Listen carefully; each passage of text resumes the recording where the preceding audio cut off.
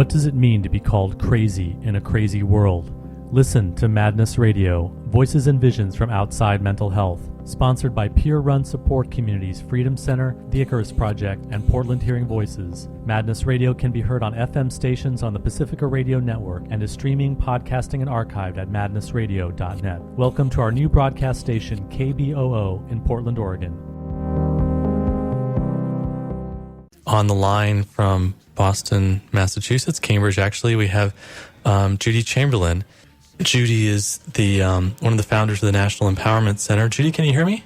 I can hear you just fine. Yeah, great. Judy's one of the founders of the National Empowerment Center and is a longtime psychiatric survivor activist and one of the leaders of the consumer survivor movement. It's really a tremendous honor to have you with us, Judy. So welcome to our show. Hi, Judy. Thank you. It's a delight to be here. Great. I would love to get started. I know there's so much that we could talk about. But I would love to get started just from the very beginning. If you can just tell us, how did you get involved with the mental health system, and then how did your own involvement kind of lead to being such an incredible writer, organizer, and activist around psychiatric human rights issues?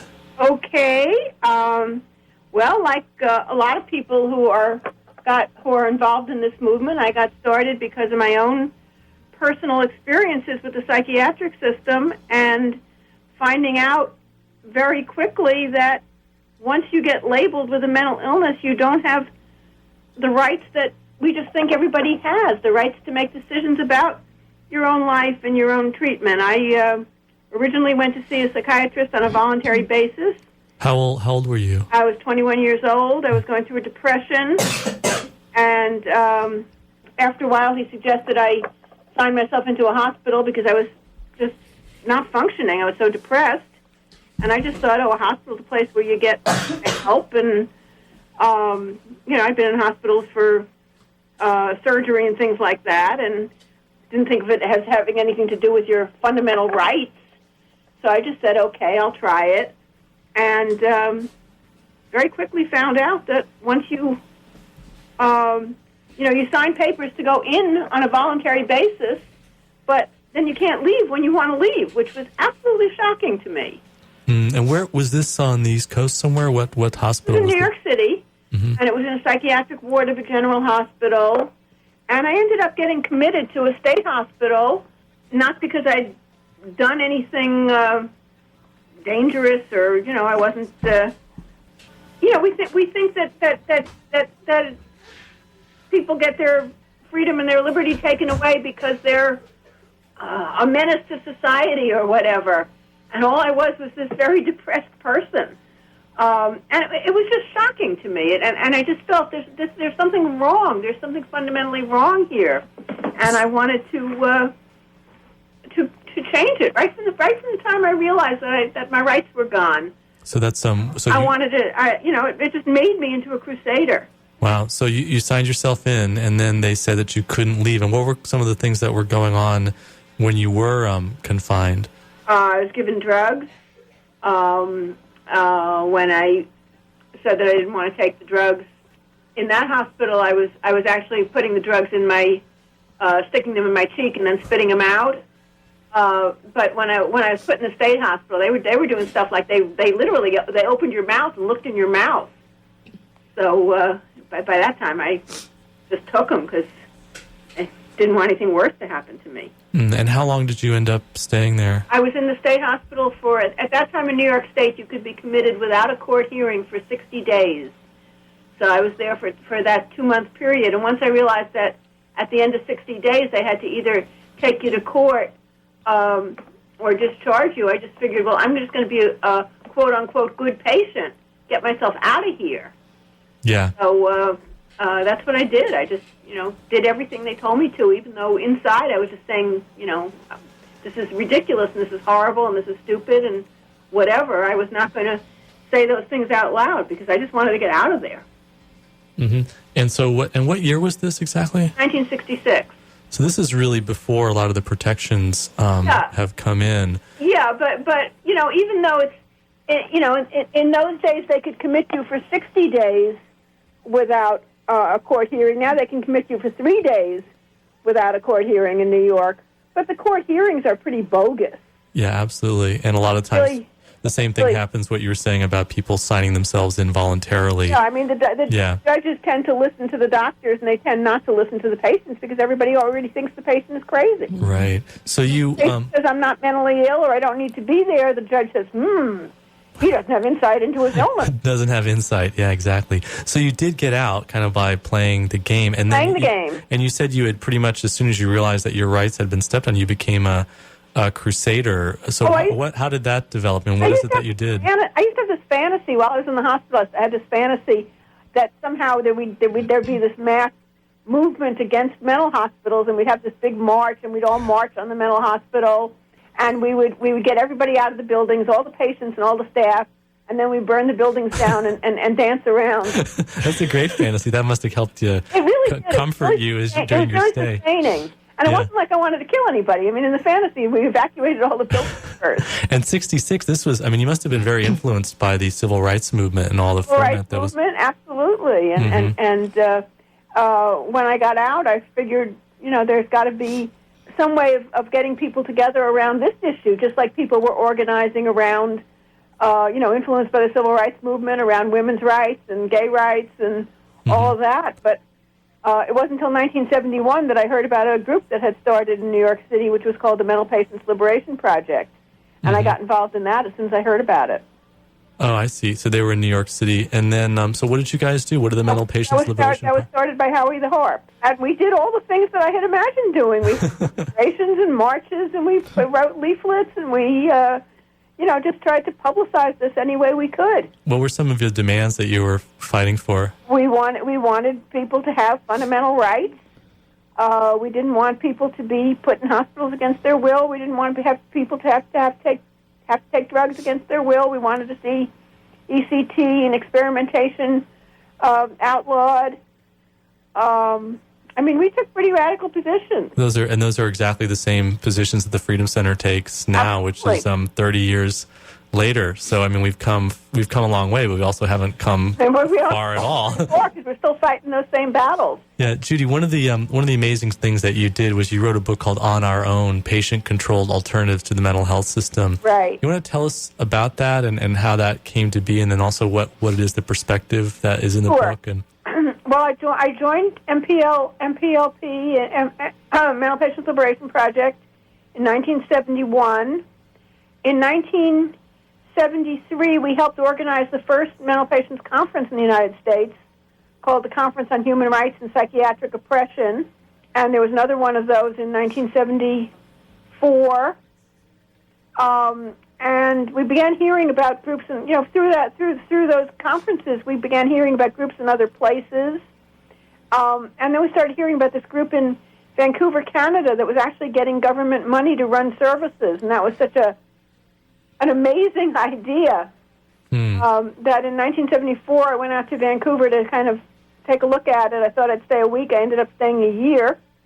That was called the Mental Patients Association, and they were running services. Did they have a drop-in center or residence, or what did they have? 7-day-a-week drop-in center, and 5 houses where people were living communally, and they were getting funding from the government to do it.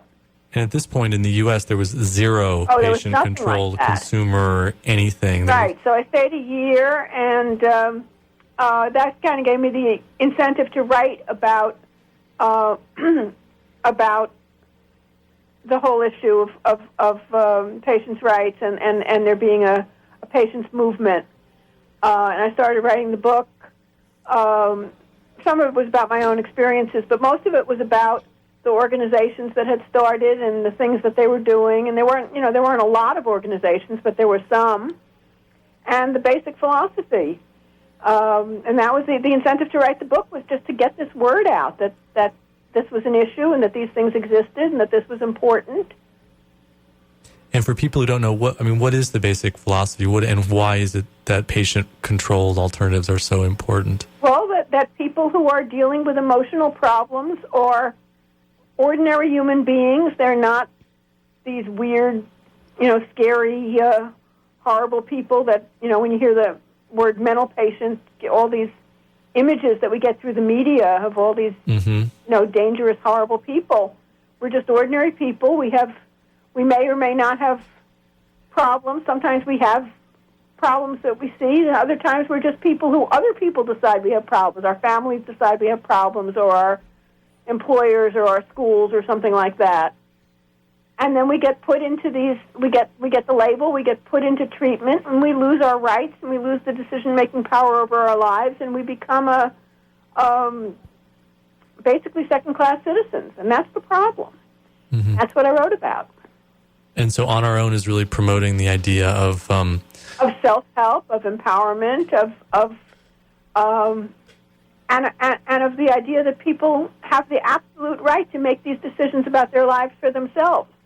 If they think there's something wrong and they want help, they should be able to get help in a non-stigmatizing way that doesn't involve a loss of rights or a loss of freedom. And if they don't want help and they're not breaking any laws, then they have the right to be left alone, even if somebody else thinks they're odd or weird or eccentric or peculiar or any of those things, as long as they're not breaking the law. Mm-hmm. And how successful, I know it's a very influential book, but how successful do you think that vision has been since you sort of put it into words? Somewhat successful, and yet, there are, in this country now, there are many, many drop-in centers and programs run by former patients. There's at least lip service being paid to the idea of people having control over their own lives, and words like empowerment and recovery are heard. But at the same time, things haven't changed a whole lot. We have a big push all over this country for involuntary outpatient commitment. That is, people who are living not in institutions but in their own homes can be forced by the state to take treatment they don't want, which usually means medication. We've still got laws on the books that take away fundamental rights to make our own decisions based on what's supposed to be a medical diagnosis. So in some ways we've moved forward, in some ways we haven't moved forward at all. Yeah, last week we actually had Louis Laputri, who is a Northampton resident who has been force drugged for many months in Northampton as part of the local mental health establishment. Even when he's been living in the community, he's been under order to come in, and when he doesn't come in, the police come and they haul him off. And he's constantly complained about the drugs that he's taken. He's completely opposed to taking these drugs. He's totally nonviolent individual. He's never had any kind of violent incident at all, and yet they forced him to take the drugs, and now he has diabetes as a result of the drugs that he's taken. And we had him on with some folks from the Freedom Center legal advocacy team. We also had Jim Gottstein from Alaska. He's going to be working with us on this case. This is horrifying. This is happening. The drugs themselves are often experienced as torture, and that's how Lewis described the drug that he's been forced to take. And then to have permanent, long-term, serious physical consequences like diabetes is extreme. It's an illness that can kill you and can certainly compromise your quality of life. Judy, would you say we're talking about people's lives, life and death issues for people, that many people are dying as a result of mental health policies? Absolutely. These are life and death issues, and the drugs are being promoted as this magical cure or something, and they're not. If you read the studies done by the drug companies, even they will admit that only a minority of people get what they're calling beneficial results from them. And yet they're forced indiscriminately on people, and when people complain about them, they're told that their complaints are just another symptom of their illness. They're having delusions, or they're paranoid, or lack of insight. Right. Yeah, I've actually been working with a family who are involved with DSS. I mean, a number of the people I work with are, and DSS is the Department of Social Services, Department of Social Services, yes. And I was actually informed that they had been told, this family, that they would not have their kids returned to them if they were not medicated. And it was just horrifying to me. Yeah. Yeah. How old were the kids? I want to sort of just be careful about confidentiality. But they were, teenagers, they're preteens. Preteens, yes, wow. Yeah, and they actually had been on medication and had been losing weight dramatically on this, medication for, so-called ADHD. And the mother had been told by the medical doctor, your kids are losing weight, and she was being blamed for that. And she said, well, it's the medication they're on. And then she was told by, the DSS people that if she took the kids off the medication, that she wasn't going to get her other kids, who she's not actually with now, back into the family unit. So it's just a horrible, horrible situation. Oh, these things are really, really scary. And if they were happening to people who didn't have psychiatric labels, people would be outraged. Oh, yes, exactly. Because people have psychiatric labels, the feeling is, these people, they just don't know what they need and they lack insight, and it's okay to do it to them. Yes, or people, if they had money as well, I think that would make a difference. But then again, the psychiatric label would be different as well. I think when you have money, it's a whole class issue there too. But it's horrifying.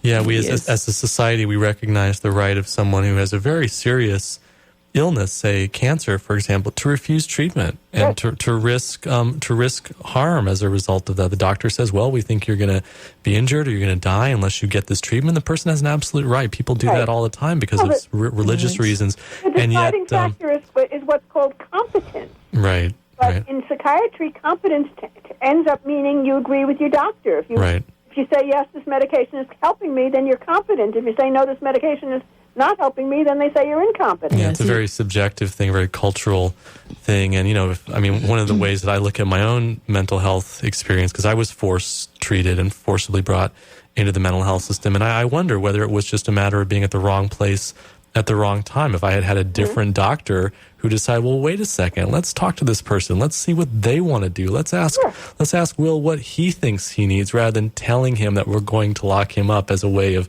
protecting him from himself. Also, the availability of alternatives is so limited that even if you think you are in a crisis and you want some help, the only quote-unquote help out there is generally through the mental health system and involves going into a locked facility and giving up your rights. Yeah, and I think the kinds of gentle, people-centered, non-coercive help that people talk about that they would use if it was available, is available almost nowhere. Yeah. Yeah, I've just talked to so many people through the Freedom Center who just had no idea, and this was my experience.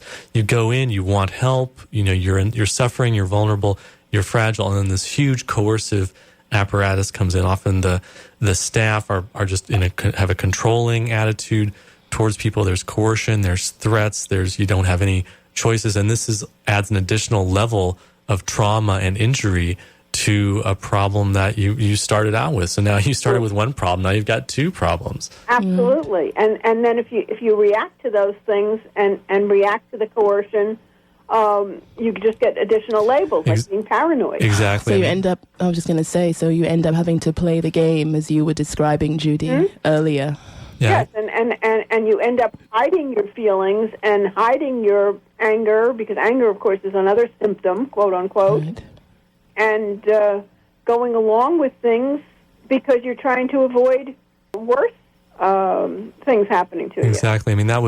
That was actually, ironically, one of the things that really helped me. People talk about dissociation and being catatonic and total withdrawal as being a negative thing, but in a lot of ways, those were things that I learned as a way of dealing with the very chaotic and violent family that I grew up in. And so when I was in the mental health system, I was very withdrawn and very, my whole world and all my energy was just focused inward. Now, if I had turned some of that outward, if I had talked back, if I had stood up, if I had even dared to yell or raise my voice, I did it a few occasions, and there were very serious consequences. I remember just talking back to a nurse once late at night, and the whole perspective I was trying to present was, look, I need to talk to somebody right now. I need to talk to somebody right now. I ended up being put in solitary confinement for that. The exact opposite of what you wanted and needed. Exactly. And then I think at one point I was talking to a doctor, and I was talking about how frustrated I was and how I wanted to destroy this television set. And this was just talk. And that ended up being in my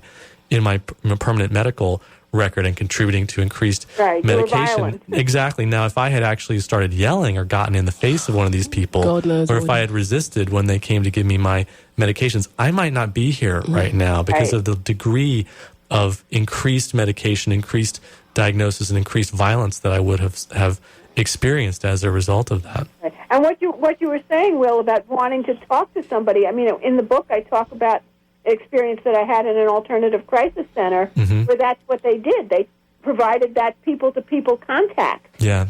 And it really was, although it was a very painful experience because going through an episode of extreme emotional pain is difficult, it was ultimately very supportive and very healing. But the whole emphasis was that the staff was there to talk with you, to be with you, to give you what you wanted and to not impose on you what they thought you needed. Like, for example, if you wanted to have a massage, for example, somebody would give you a massage. Well, for some people, a massage is very comforting. Yeah. For other people, especially people who've been sexually abused, a massage is very scary. Right. So it wasn't like, okay, you need a massage. Right.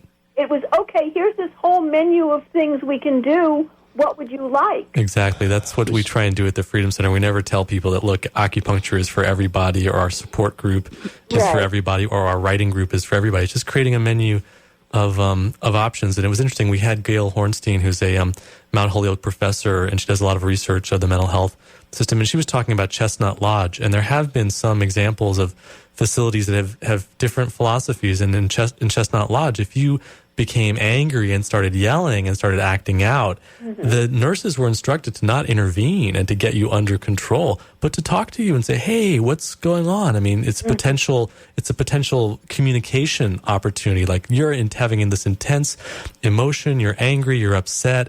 Let's not control you. Let's try and communicate with you about where that comes from. When I was in the crisis center, and I designed this myself, it wasn't like somebody, it wasn't like this was a program or anything like that. But I had a lot of aggression that I wanted to get out, and what I did was they got me a package of balloons, and I blew up each one of the balloons, and then I pounded them with my fists until I broke them. It's hard to break balloons. That's an interesting technique. I think I'll try that. And by the time I'd blown up and battered this whole package of balloons, I felt a lot better. But again, it wasn't like somebody giving me balloon therapy. Right. It was something I designed for myself. Right. Gee, this is one of the things I think is very interesting for people to learn about is the work that you've been doing internationally and with the United Nations around on the Disability Rights Convention. Do you want to tell us a bit about that and how your whole history with the movement really sort of culminates in this work to try and get these issues recognized internationally? Sure. Over the years, I've gotten a lot closer to the broad-based disability rights movement because I've recognized, and a lot of people have recognized, that what people are doing who are blind, who are mobility impaired, who are deaf, and who have all different kinds of disabilities are all very similar. Even though those groups aren't subject to involuntary commitment, they are very much devalued in society. They often have other people making decisions for them because the assumption is that they can't do things for themselves. People who have disabilities of all kinds are disproportionately poor, unemployed, and societally devalued. So there's been a growing movement to get people together across all the different disability groups and work toward common goals.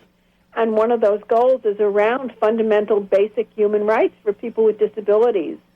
And that has culminated in an effort which has been going on in the United Nations for the past 3 years or so, and is continuing to develop an international, what's called a convention, which means a treaty, an international treaty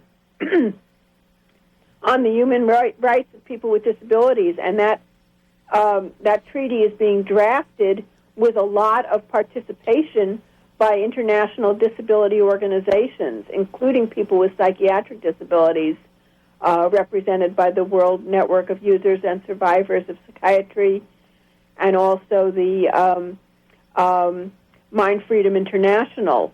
And those groups, along with groups representing all other disabilities, have been taking part in these meetings and suggesting draft language and negotiating with governments And that process will culminate by the end of the year in a draft of a treaty that will be presented to the United Nations to be voted on by the countries, and then presented to, if it passes in the United Nations, presented to all the countries for ratification. That's fantastic. Are you finding that the larger disability rights movement is open to the perspective of the psychiatric survivors movement and our demands? Very much so. And one of the decisions that was made early on in this process among the different disability groups was that the different groups would support any issue that any one group thought was important for them.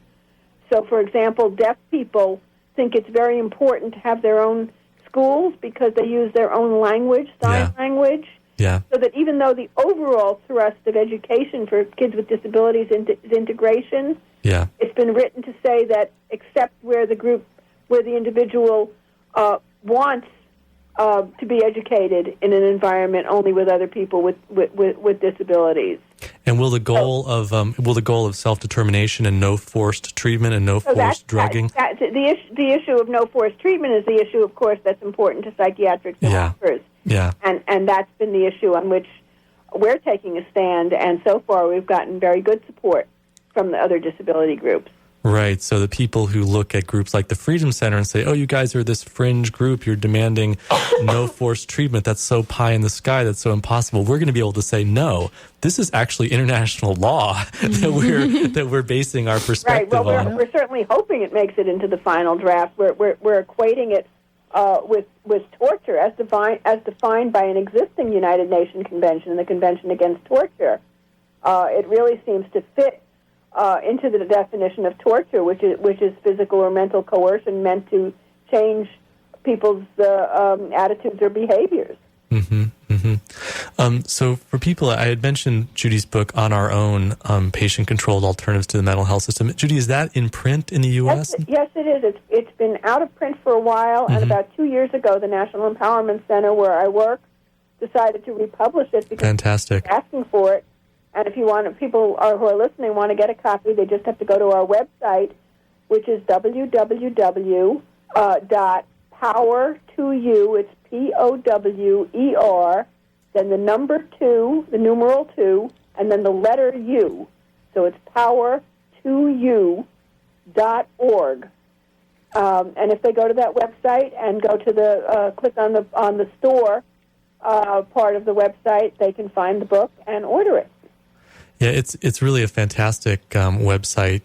We encourage people to check that website all the time. There's lots of other stuff on that website. Yeah, all kinds of articles and links, all about empowerment and recovery, because one of the things that the psychiatric survivor movement has been promoting for years that's now beginning to make its way into mainstream psychiatry is the idea that people recover from these quote-unquote illnesses, that people get better, that even though people have been in extreme crises and they may have dealt with all kinds of very odd or bizarre or frightening feelings and emotions, they can go on and live their lives and get an education and get a job and have a career and have relationships and have real lives. Yeah, basic rights that people take for granted, and then once you're labeled, you often lose these rights. The other resource that Judy was involved in that I really want to encourage people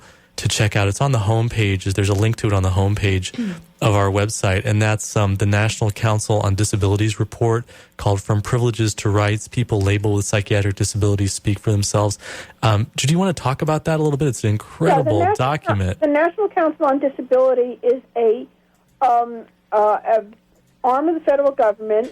It consists of members, almost all of whom have disabilities themselves, and they are charged to report to the executive branch and to Congress about the condition of people with disabilities in the United States and recommend things that would improve the lives of people with disabilities.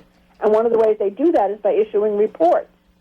So they are issue reports, for example, on employment of people with disabilities, on access to various facilities for people with disabilities, on education, all kinds of things that affect the lives of people with disabilities. And one of the reports they issued a few years ago was this report called From Privileges to Rights, which was about the conditions of people with psychiatric disabilities. And they're now working on another report, which will be issued late this year or early next year, on community living for people with psychiatric disabilities. It's a follow-up to a report that they did on community living for people with disabilities generally. And then because some of the barriers that people with psychiatric disabilities face are so special in particular, they decided to do this other report, which is in the works right now. And the Speaking for Ourselves report, that was done under Clinton, because it's just it's an amazing document, and it's just, there's so much truth in it. People were actually... They did it by actually listening to people who have psychiatric disabilities. Which sounds like a no-brainer, but it had never been done before. So, yeah, that's amazing. One thing I want to ask you about is that this is a story that's told in the On Our Own book, is about the origins of the Clubhouse movement and the We Are Not Alone group. And can you talk a little bit about that? Because I think it raises the whole question of co-optation and the way the system kind of responds to challenges that are very clear and human rights-based challenges, and then it sort of twists them and sort of accommodates them into something that's a little bit more palatable, that basically ends up betraying a lot of the basic principles and values that patients and survivors have been pushing for. Absolutely, and this it's an interesting story, because way back in 1948, a group of people in New York City started a group called We Are Not Alone. These are people who had been in psychiatric hospitals. Mm-hmm. And they started this group for mutual support, because they discovered that it was really helpful for them to be with other people who'd been through some of their experiences. And they didn't have any money, so they were meeting in places, like, the fast food restaurant at the time in New York City was the Automat. They were meeting there. They were meeting on the steps of the New York Public Library. And they were befriended by this social worker who said, well, I'd like to help you, get some money so that you'd have a place to meet. And they got them some money and started they got this building that had a fountain in the courtyard, so they called it Fountain House, which proved to be a very mixed blessing, because along with the money came a lot of control. And originally, the members were the ones who made all the decisions. And as this money came in, and as professionals came in and started, kind of overseeing what they were doing, they transformed it to this professionally run organization, which is now this worldwide organization of clubhouses. Which, if you read their literature, it sounds really good. I mean, it talks about this is a patient-controlled or client-controlled member-based organization. It runs by consensus. It's independent of professionals, and maybe that's not entirely true on actually how the clubhouses work. Is that how it is? I would say that's very much so. That there's a big difference between the members deciding, what kind of sandwiches do we want to have at the picnic, and deciding on things like budget, staffing, governing philosophy, things like that. And that's, how that has evolved, that the big decisions are made by professionals and the little decisions are made by the members. Because the clubhouses are something it's international, and there's lots of them all over the U.S., and they're extremely depressing places, the ones that I've been to. Most of them are very much based on this old model of chronicity, where people are assumed to be, that all they're going to be able to accomplish in life is if they have a job, it's going to be this really menial job, like, bagging groceries or filing papers in an office or something like that. And what they do is they get people what are called transitional placements. So it's not like a regular job. It's like they contract with a big company to set aside some of these menial jobs for people that are separate from the ordinary workforce of the job. So people know, well, those are the people who come from that program, rather than this is just another employee. Mm-hmm. And it seems like my experience is that there's a real taboo against questioning medication, that so many people in the system are just seriously over-medicated. And when you're over-medicated, well, hello, maybe the only kind of job that you're going to be able to handle is a very menial job. And I mean, it's not, I think the point is to not cast the entire thing with one point of view, because there definitely are people I've talked to who found the clubhouses helpful in some ways. But that's like anything else. I mean, there's a range, and people need that range. But I think you touched on something very important, Will, which before our time runs out, I want to address, which is the very prevalent idea that has been pushed through the media that psychiatric drugs are specific. Let's backtrack a bit. That mental illnesses are brain diseases, right, and particular parts of the brain are not functioning well, and that psychiatric drugs correct some kind of known chemical imbalance in the brain. And that myth has been sold so successfully to the public, to the media, to politicians and decision makers.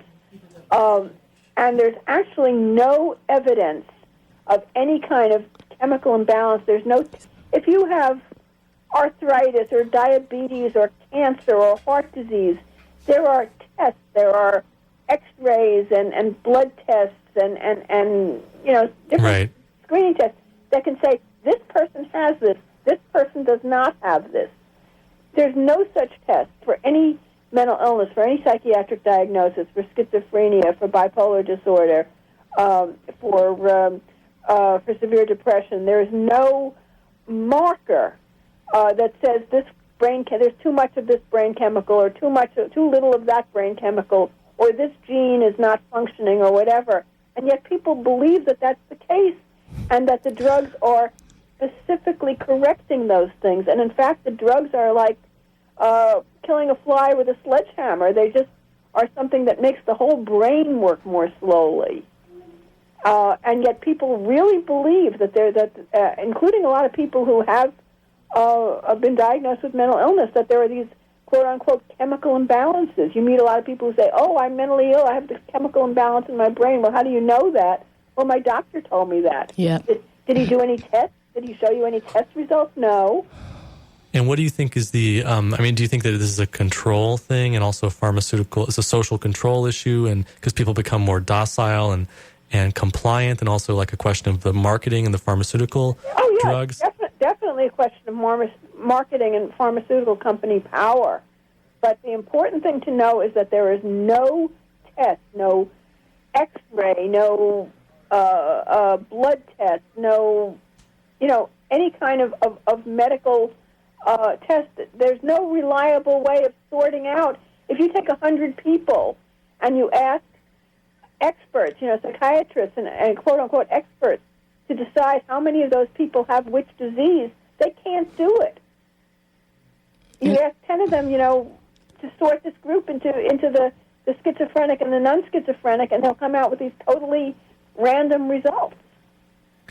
And people don't know that. People really think that these are real biologically based diseases. It's very disconcerting how many, as well as the quote-unquote professionals who are connected to the mental health system, don't question that at all. You know, in fact, I was actually, I work in the mental health system, and I was in conversation with one of the, the collaterals, as they call them, and I had actually been given a child to work with.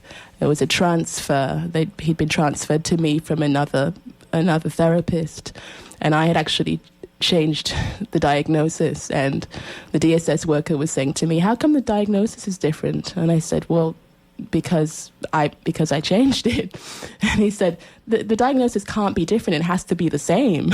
And I said, diagnosis is a subjective thing. I said, I saw different things in this child and I changed the diagnosis. Well, it's very, very common for people in the mental health system, the longer they've been in, to have the more diagnoses they have. Yes, but he was very irritated with me, as though I was somehow doing something that was really, really weird and really sort of odd. But I was so sort of startled to think, these diagnoses are subjective. Don't you understand that? It's not Right. set in stone. It's not that, okay, this kid has been given this by this one person and now he's going to have this for the rest of his life. And one of the things that I've learned around doing this work for the past 5 years is that the professionals, the mental health professionals, especially the doctors, are very, very reluctant to contradict each other. It's almost like they want to put up a united front. And It causes a lot of trouble. And I think that part of it too is that, along with the myth of you have bad genes or you have a chemical imbalance, is also the myth about how the drugs actually work, because they're not correcting chemical imbalances. Right. In fact, they're like any drug that you take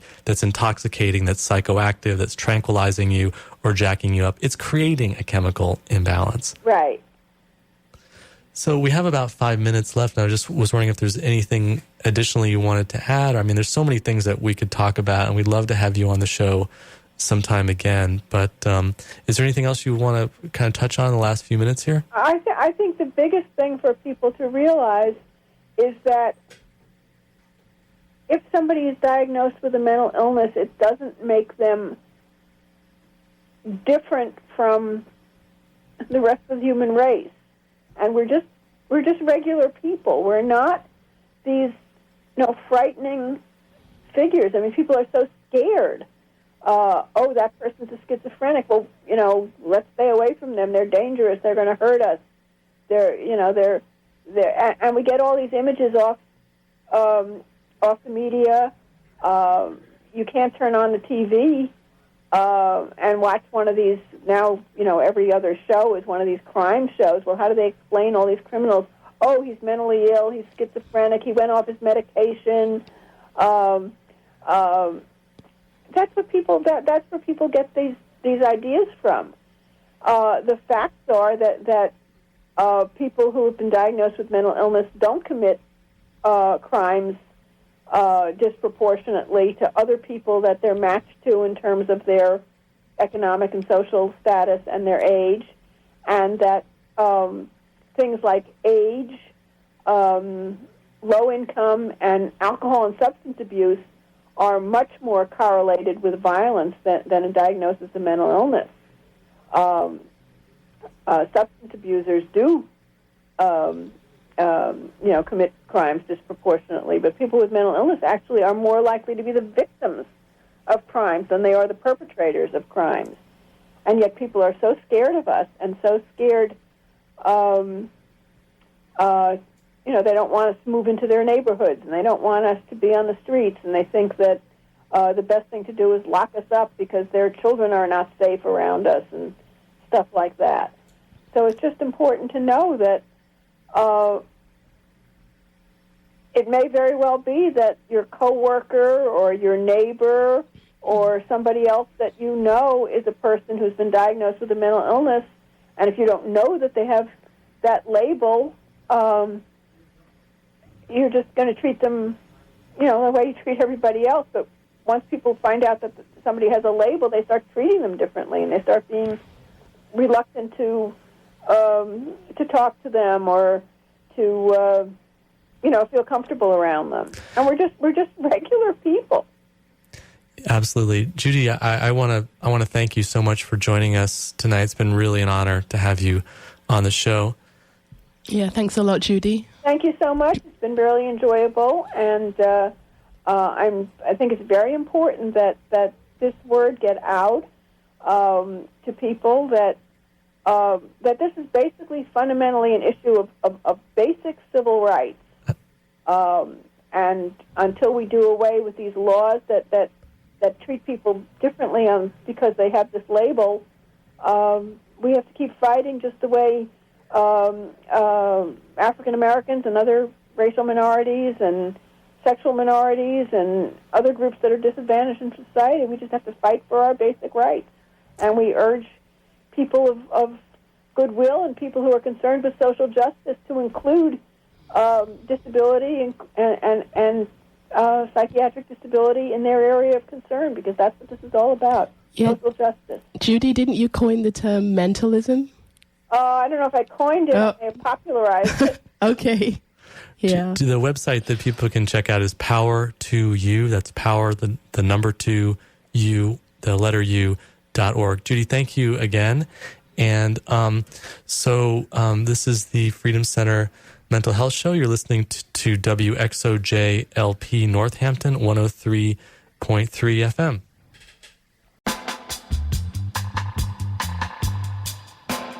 You've been listening to Madness Radio, Voices and Visions from Outside Mental Health. Madness Radio is co-sponsored by peer-run support communities Freedom Center, The Icarus Project, and Portland Hearing Voices. Hosted by Will Hall, music producer is John Rice, with technical assistance from Jeremy Lantzman. Listen to our internet stream, podcasts, and show archives at madnessradio.net. Madness Radio can be heard on FM stations on the Pacifica Radio Network, including KBOO in Oregon, WXOJ and WBCR in Massachusetts, Alaska's KWMD, and WPRR in Michigan. If you have an idea for a story or guest on Madness Radio, to help get us broadcast on a station near you, or if you just want to share what's in your head, contact radio@madnessradio.net.